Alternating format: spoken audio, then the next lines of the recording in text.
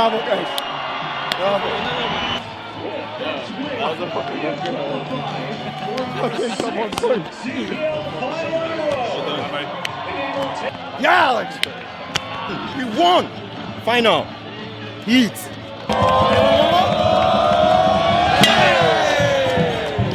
Book the flights to Calgary, yeah? Come on!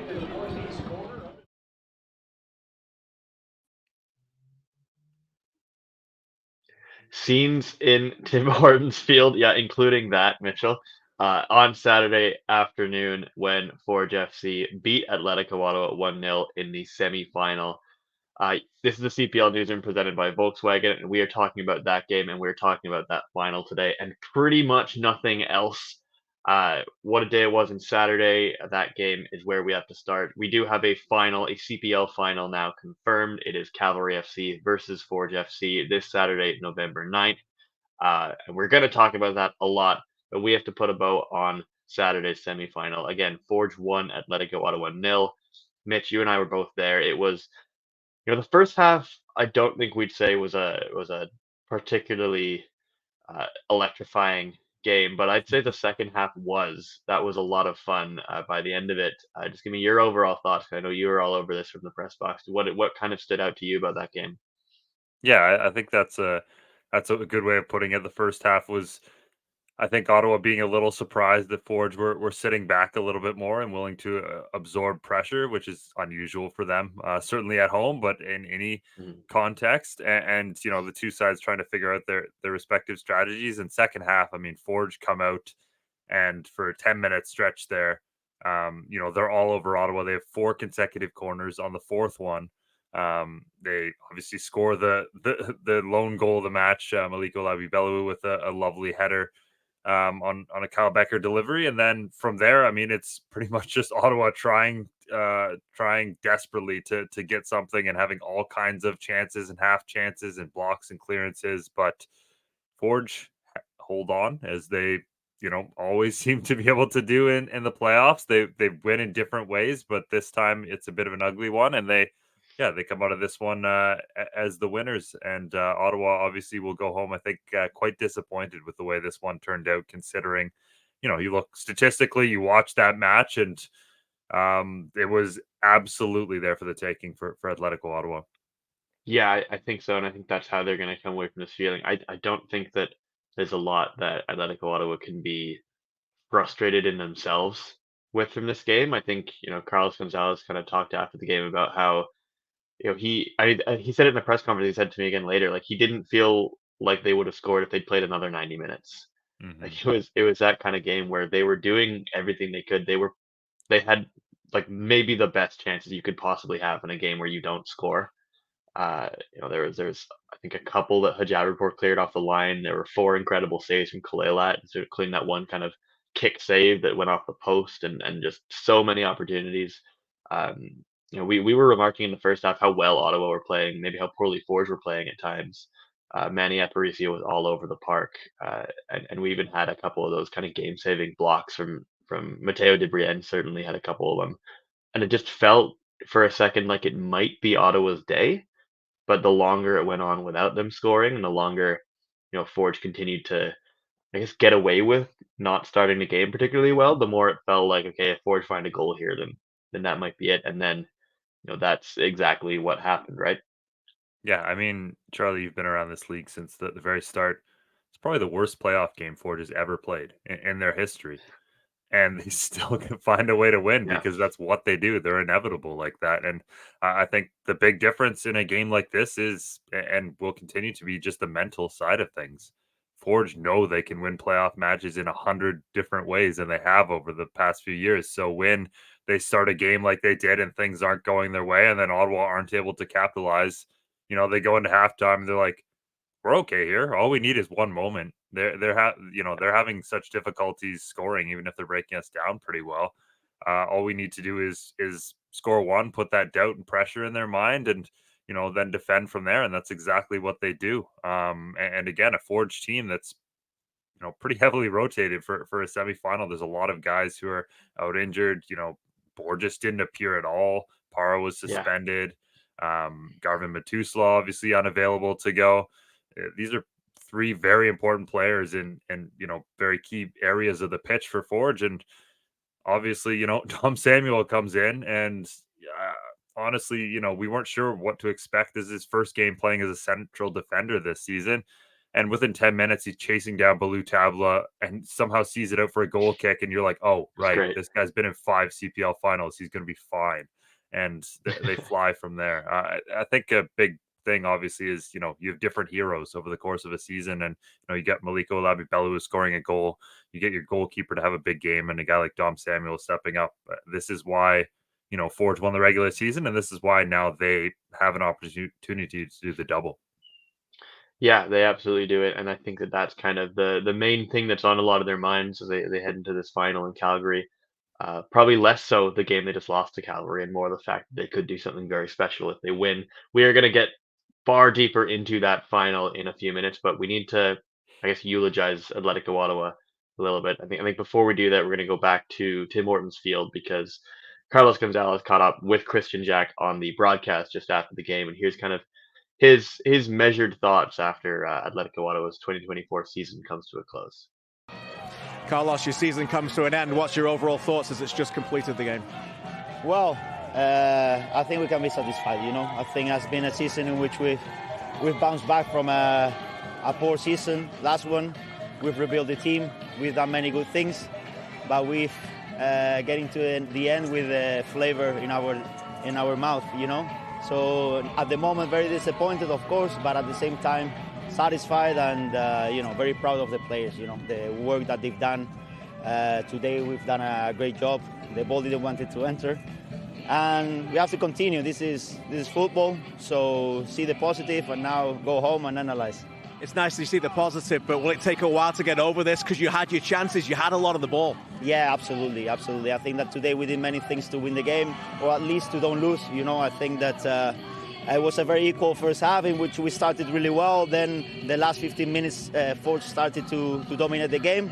And in the second half, it was a detail on a corner in which we concede. After that, we have details, we have a post, we have a couple of clear chances in which we could tie the game. But today, as I say, we were fortunate. So yeah, I think that we have to step back now, analyze everything, the overall, but we can be satisfied because I think that the club and the team has bounced back from a tough season last year, and these are the foundations for the future. Carlos, I know it's only fresh. I know how much you love this club and this country. In many ways, you've been the face of this team. Should we expect you back again in 2025? Well, I don't think that's a question for me at the moment, KJ. I think that we will see. We will see how everything ends. We will have to speak with the club, and the moment now is to digest what we've done and to see what we can improve for the future. Very fair. Thanks again. See you soon. So much. Thanks so much. Pleasure. So ends 2024 for Atlético Ottawa. Also, we have to mention that we were just robbed of what could have been the coolest thing that's ever happened in a CPL game when Nathan Ingham went up for the final corner at the end of the game and got his head on the ball and got a shot on target as a goalkeeper for what could have been a goalie equalizer in a semifinal, but it was not to be. There is no justice in this world, but that's fine. Mitch, Carlos talked a little bit about some of these things there, but this has been an interesting season for Atlético Ottawa. We've spoken about, how many big changes they made in the offseason, how many big players they brought in. They weren't afraid to kind of take risks and really put themselves out there with bringing in so many big names from across the CPL. They won a playoff game at home. They had that big moment, but they weren't able to get over the hump here. If you're an Atlético Ottawa fan, or maybe somebody in Atlético Ottawa's management, do you think this year is a success for them? It's a tricky one because the year-over-year improvement is very obvious. I mean, clearly they made the playoffs. They moved up significantly at the table. I think they've proven that they are quite close to the top teams in this league. Obviously, they beat Forge 3 times this season. They played Cavalry very well. They're within a game of the final, but Carlos Gonzalez mentioned that it was a good season, but I don't think there was that many great moments. You mentioned the home playoff game. That's probably the moment that you point to as obviously a big moment for them, winning that, the electric way they were able to do it. But they don't get very far in the Canadian Championship. Big missed opportunity, I think, there going out to Pacific. They finished third in the regular season, which obviously misses out on that chance to play in for hosting a final again. And then, again, just this game was there for the taking for them. They really had a big opportunity here to go to another final, and they weren't able to do it. So I think with a group like this that was built for these big games, they didn't have enough big performances in those games, and I think you're disappointed in that. This season almost went the opposite of how we were expecting, where they came out of the gates and it looked like they'd figured everything out, and then over the back half of the season, just not enough moments to point to. And obviously the back half of the season is usually what you're judged for in North American sports. So I think a bit of a disappointing season. I don't want to completely write it off because again, there was clear improvement. There's a lot to build on here. There's a really solid, strong foundation, and I do think it's understandable that it took a bit of time. But again, this seemed like a project that was almost foolproof in some ways, like built to work instantly, and it didn't really. So I think you're a little disappointed in that. Yeah, and this will be an interesting offseason in Ottawa. I would expect fewer changes, obviously. You know, I think. Well, what was it? I think 3 of their starting 11 in Hamilton were with the team last year. I think it was 4. Walker, Ingham, Del Campo, That's Bassett. Yeah, it's 4. Yeah, but still, that's not very much. But I would expect fewer changes this year. I think a lot of those players were signed to multi-year contracts. As KJ kind of hinted at the end of his interview there, we don't know necessarily if Carlos Gonzalez is back. We'll remember that they gave him a 1-year contract with no option last year. Uh, and I guess we'll have to see if Carlos has done enough, if the club wants to keep him around. That'll be kind of a big story to watch in this offseason. But otherwise, Ottawa, a very interesting team. Again, had some really interesting moments this year. Had some fun football at times. Had some great players in this team.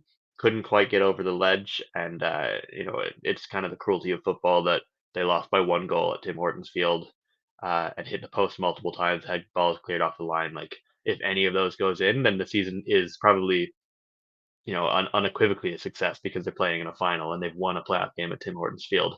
So that's kind of the way she goes in this sport sometimes that we the call fine football. margins.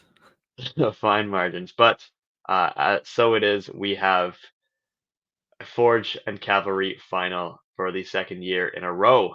3rd time all time in the CPL. This time it is in Calgary, just in Calgary instead of a second leg in Calgary.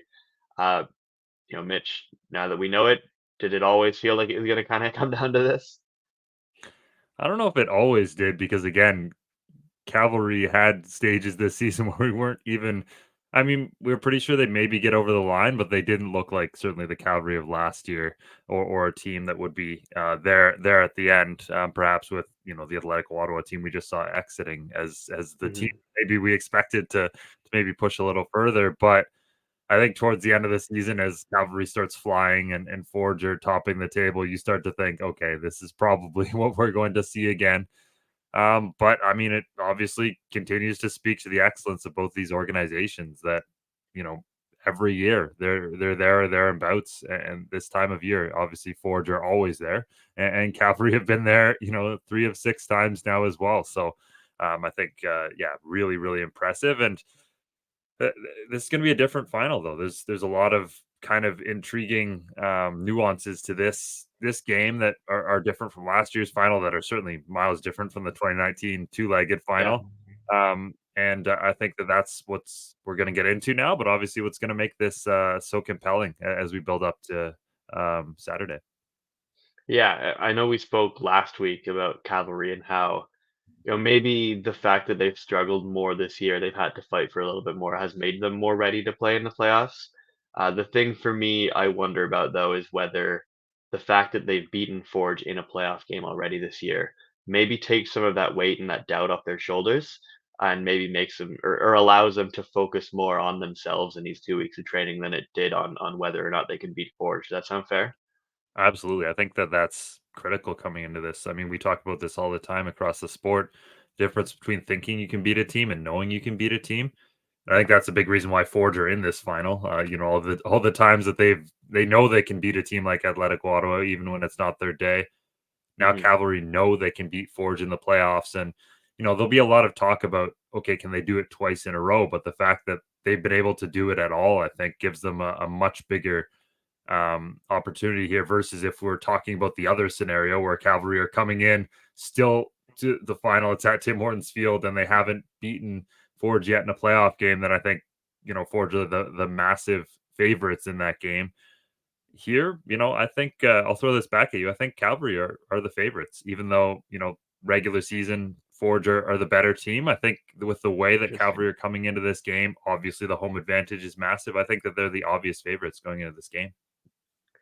That's fascinating. I think it's I kind of maybe agree. It's tough for me to say that Forge are underdogs in a final, but Yeah, that's fair. I see exactly where you're coming from. I think it definitely helps Cavalry a lot that they've had a full week of training at home before they knew who they were playing against, which I think really serves them well. It allows them to work on their own details. I'm sure they've been mixing up some insane set pieces in that time. They love to do that. And now that they know it's Forge, I think they get down to business and they say, well, this is the same preparation we did 2 weeks ago ahead of the qualifying semifinal. It's just this time it's in Calgary. It's on the grass that they know better. It's in conditions that they know better. It doesn't look like it's going to be that cold on November 9th, I say as I touch wood and pack every hat and glove I own anyway. But it is going to be conditions that Cavalry are more familiar with, whether the pitch is hard or scuffed up or not in great shape. It doesn't sound like it's too bad, but that's always a possibility on a grass pitch in November in Alberta.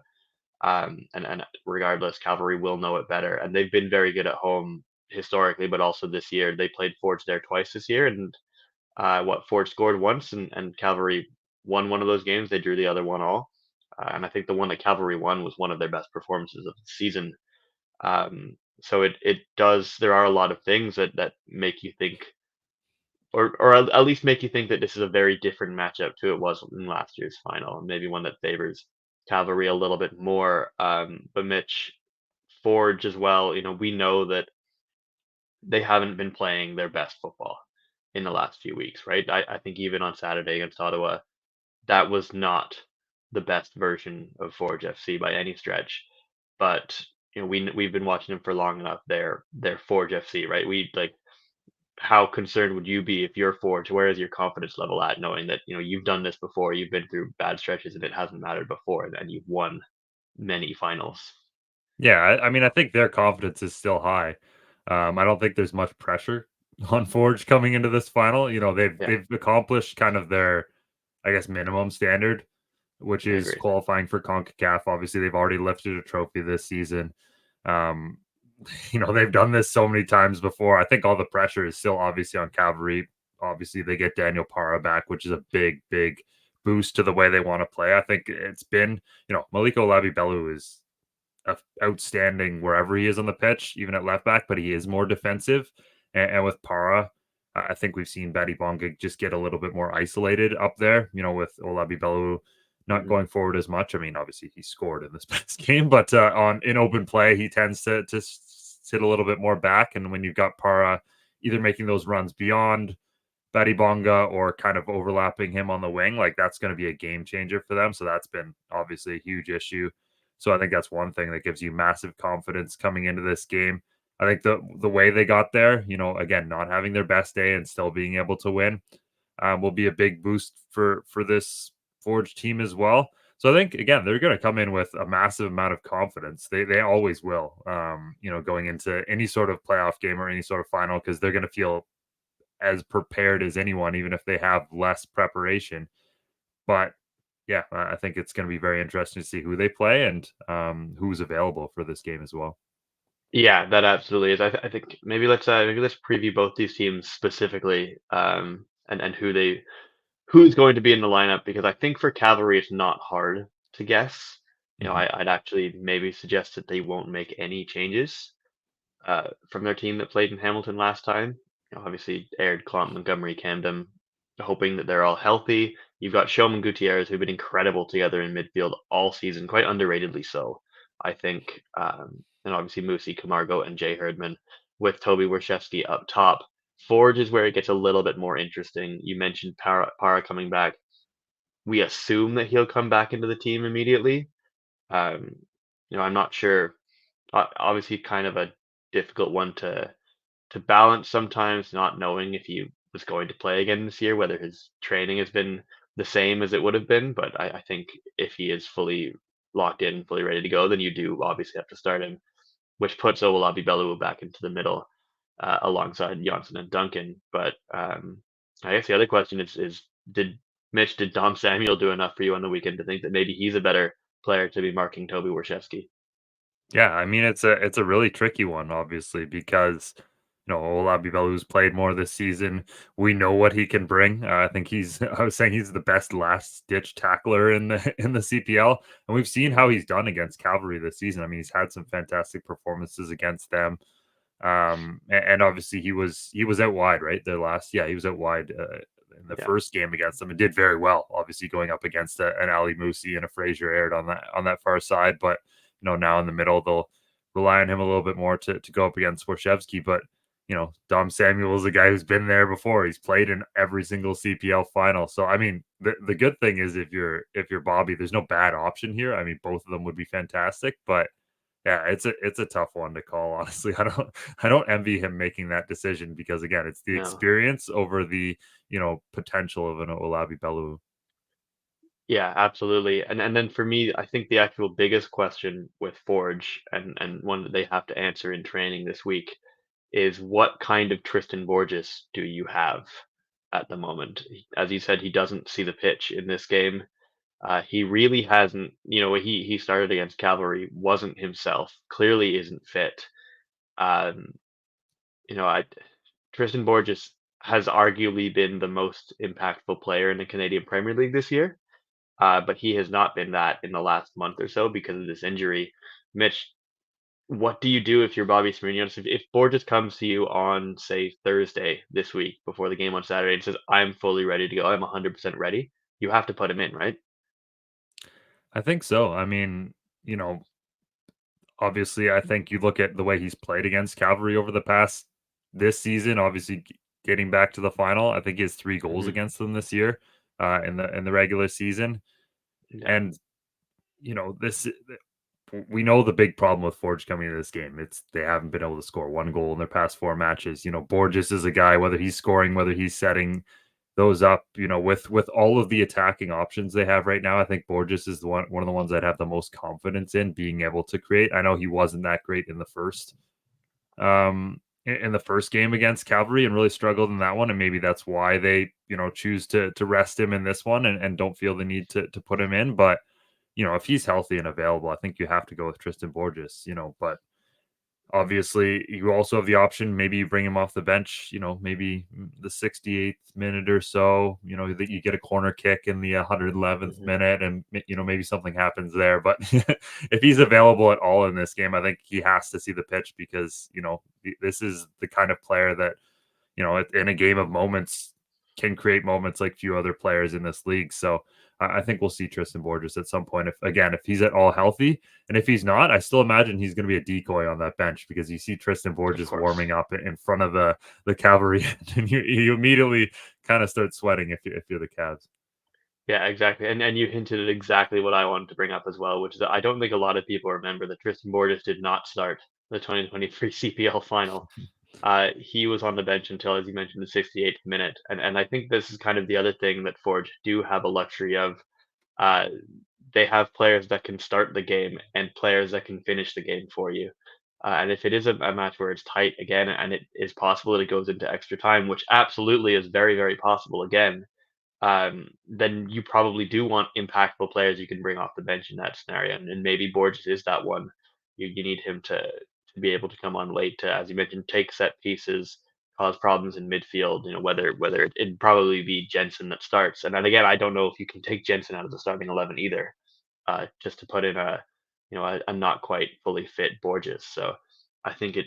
I think I'd if I was to pick now, I'd feel like it's more likely that Borges does not start on Saturday, in similar circumstances. But it's always hard to tell a player like that you're on the bench for this one. And I think anyway, oh, go just ahead, quickly, go I ahead. think there's a possibility you could start both Jensen and Borges. It'd be Yes. It'd be tricky, but you haven't gotten much from anyone that's been leading the line. Even if you have Badibanga there, he's not going to make those runs quite in behind from the central positions. If you push him out wide, you have Borges kind of playing a false nine type position. I think it's possible. Obviously, in that case, you definitely need Borges 100% healthy, or at least like as close as possible as you're going to get this type of season. But it's possible. It's an option. And again, when not much else has been quite working up there, I think it's possible they would try something like that. Yeah, that actually would I think makes sense. You could do a kind of a midfield diamond with Borges as that false nine. And it wouldn't be unlike Forge to try something weird in a final, right? No. They know Cavalry so well, and Cavalry knows them so well that like at this point, it's almost surprising when one of the teams doesn't have some kind of tactical wrinkle when they Mhm. play each other, and I think it would be kind of on brand for Bobby Smirniotis and Forge to do something like that in a final. So that's something to keep your eye on. That'll be a lot of fun. Mitch, let's just kind of finish off with a couple of kind of quick takes about this game. Just what does Cavalry have to do to win the CPL final in 2024? Yeah, I think obviously, scoring first like they were able to do at Tim Hortons Field is pretty important. And I think now the fact that they were able to hold on to that game as well, I think that's the perspective. You were talking about this on last week's show. That's the perspective that they now have is scoring that first goal doesn't guarantee you the win, especially against Forge. You still have to stay switched on. Forge are going to come again, and they're going to come strong, and you have to be in control of every moment until the final whistle, or they're going to do something special as they always do. So I think that obviously starting well is huge. And then, I just do think it is a huge advantage that they've had this extra week off. And I think it's not only an advantage for, like you said, being able to focus on yourselves, which I think is really important going into this game, but also the rest they've been able to give a lot of these players that, Forge doesn't have the time to rest these guys in the same way. When you have 2 weeks off, you could actually spend a day where you don't train at all, and you can give those guys that have been injured that little bit more. And so many of these guys have had kind of minor injuries over the course of the season that are important. So yeah, I think for Cavalry, it's again, if they can strike first, then I think they're in a really, really good position here. They'll have the crowd, they'll know the pitch, and yeah, I think that that would put them in a great spot to obviously lift their first CPL Finals trophy. Yeah, absolutely. I think for me with Cavalry, it's playing to win the final and not playing to beat Forge, which Yeah. is exactly what we've talked about this whole time. I think something that impressed me as well about Cavalry in that first game at Tim Hortons Field a couple weeks ago was that you know we speak so much about this Cavalry Forge rivalry, how heated it can get, how physical it can get. It wasn't really like that in that game. That was just a football match. I think there's only one yellow card in the game. Cavalry were not getting sucked into to any of that sort of stuff. They weren't letting Forge get under their skin, which they maybe have in the past in some games. And I think that was a huge sign that Cavalry are of are onto something new here. Are have a new way of playing in this fixture, right? So for Forge, then, what I mean, I don't know really how we nail it down on one thing, but what do Forge need to do to win this game on Saturday? Set piece domination. I think that's been something that Forge have absolutely done, not only against Calgary, but over the course of the playoffs for the past few years and in finals. You think about the goal they scored in the 2022 final. Hojab Rapport heading that in to open the scoring last year. Obviously, both of their goals come off set pieces. The goal that got them here is off of a corner kick. And I think most of the times they go to Calgary. That's one of the ways that anytime you see Kyle Becker in that corner, you have to be very concerned if you're Cavalry. So I think that's something that they're really going to focus on. But again, as you mentioned, Cavalry is going to have had all the time, and we know the highlight videos of some of the set pieces that Cavalry have been able to pull off on Forge over the past few years. So it's not switching off on that detail as well. I think that's going to be huge to Forge's success, especially when they haven't been having as much open play offense as well. And again, it's finding that right attacking mix. I think they haven't quite found it. I don't think they found it again on Saturday, or at least they weren't able to, you know, even late in the game where they had those counterattacking opportunities, it wasn't nearly as sharp as it's been in the past. So I think that's going to be Mhm. critical as well. It's can you kill out a game, because I don't think Cavalry's going to wither if they go down 1-0 in this game. They're going to keep coming at you, especially because, they know what you were able to do to them last year if you're Forge. So, yeah, I think set pieces and, again, just finding that right attacking mix because everything else, mental, defensively, we've obviously seen what Yassine Kolelat can do in a game. There's a lot to like about how Forge are approaching this game, but, they need to score a goal if they're going to get through. I guess they could win on penalties, but they're probably Often going you to do. Often you do. Well, that was where I wanted to finish with. If we are to go all the way, as we nearly did last year but didn't quite, if we are to go the distance in the CPL final and go to penalties, Mitch, which of these teams are you taking? Well, as Christian Jack will often say, penalties are just a coin flip. He absolutely does not say that, and this might be the last time you see me because I You're said so this fired. on the show. Yeah, I'm so done. But no, I think it's tough. I don't have Calgary ever won a penalty shootout in their history. Not that I can remember. They lost one Yeah. to the Whitecaps, I believe. I Yes, think that might be their and only one. Pacific as well in the Canadian Oh yeah, Championship, I believe. Gazdov. So, yes. I think anytime it gets to, again, penalties are mental. There are a lot of, memorization, all that kind of thing. I think anytime you get down to something like that, then I would favor Forge. I think because, that just seems like the kind of thing where I know they're not great historically in penalty I was shootouts as gonna well. say, man. But I don't know. I Forge just have lost think that, some penalty shootouts on some big stages, but yeah, that is true. But I think if we get there, I would favor Forge. Although, if you see Toby lining up for a penalty, I think that's one of the scarier guys to face in a penalty kick. Although you did get one saved by Colongo earlier this season at ATCO Field. So I guess what I'm saying is I have no real idea, no but idea. I think I would more favor Forge. And no, it's not a coin flip. I think that there's a clear there's a lot of mental and preparation that will go into this, and both sides will do their homework as they always do. Absolutely. That would be a pretty special way to end this year's CPL final. Anyway, we're gonna be there. We hope that we hope to see many of you guys out there at ATCO Field on the 9th of November. And anybody who's not, we implore you to watch this game not only on OneSoccer but on CBC nationally. It's going to be a lot of fun. Kickoff is at 1:00 Mountain Time, 3:00 Eastern. Anywhere in the country, make sure that you tune in, and we will be with you very, very, very shortly. And until then, we're going to leave you with the scenes in the Forge FC locker room because Bobby Smirniotis had the chance to address his players after yet another massive playoff victory, and our camera was on hand to capture it. So we'll leave you with this. Thank you and goodbye. Congratulations. You show that you're made of steel, guys. We're made of f***ing steel. We don't f***ing break. We may bend here or there, but we don't f***ing break.